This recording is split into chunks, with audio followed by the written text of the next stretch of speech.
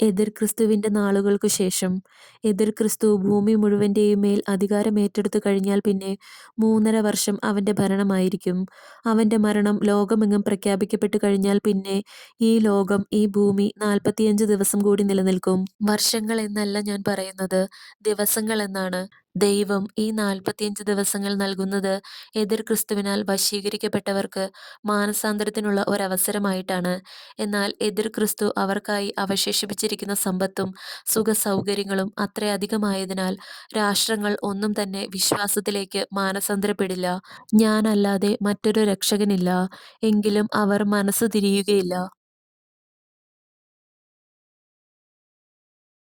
ദൈവത്വത്തിന്റെ ശത്രുക്കൾ. ഒരിക്കലും തൃപ്തി വരുത്താനോ മതിയെന്ന് പറയാനോ കഴിയാത്ത ക്രൂരമൃഗങ്ങളെപ്പോലെയാണ് എന്റെ ശത്രുക്കൾ.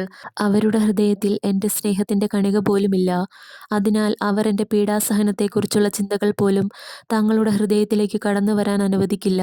ഞാൻ അവർക്ക് വേണ്ടി ചിന്തിയ രക്തത്തെക്കുറിച്ചും അവർ കൃതജ്ഞരായിരിക്കില്ല. അങ്ങനെയിരിക്കെ ഹൃദയത്തിൽ ദൈവസ്നേഹമില്ലാതിരിക്കുകയും തങ്ങളുടെ ആഗ്രഹപൂർത്തീകരണത്തിനായി മറ്റുള്ളവരെ വഞ്ചിക്കുകയും ചെയ്യുന്ന അത്തരം മനുഷ്യരിൽ വസിക്കാൻ എന്റെ ആത്മാവിന് എങ്ങനെ കഴിയും? അവരുടെ ഹൃദയത്തെ നിറയെ ദുഷ്ടകീടങ്ങളാണ്. അത് നിറയെ ലൗകികമായ അഭിലാഷങ്ങളാണ്.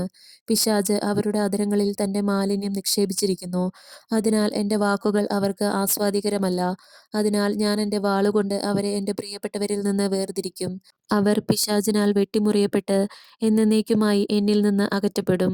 അവർ അങ്ങേയറ്റം ക്രൂരരായതിനാൽ അവരോട് ഒട്ടിനിൽക്കുന്നവരും അവർ പറയുന്നത് അനുസരിക്കുന്നവരും കൂടി എന്നിൽ നിന്ന് വിച്ഛേദിക്കപ്പെടും. ഞാൻ എന്റെ ജനത്തെയും പിശാചിനെയും തമ്മിൽ വേർതിരിക്കാൻ വേണ്ടി എന്റെ പ്രിയപ്പെട്ടവരെ അയച്ചു. പിശാചിനെ പിന്തുടരുന്നവർ തീർച്ചയായും എന്റെ ശത്രുക്കൾ തന്നെ.